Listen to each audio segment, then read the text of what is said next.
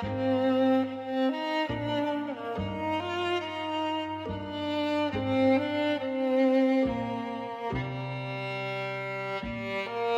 んにちは、ひなこです。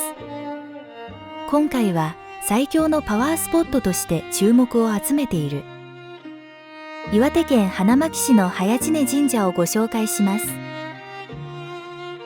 この神社のお祭神は瀬尾律姫です。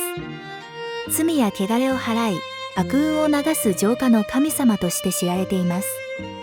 また、運が良ければ白龍や座敷わらしに出会えるとも言われ、全国から多くの参拝者が訪れる人気の聖地です。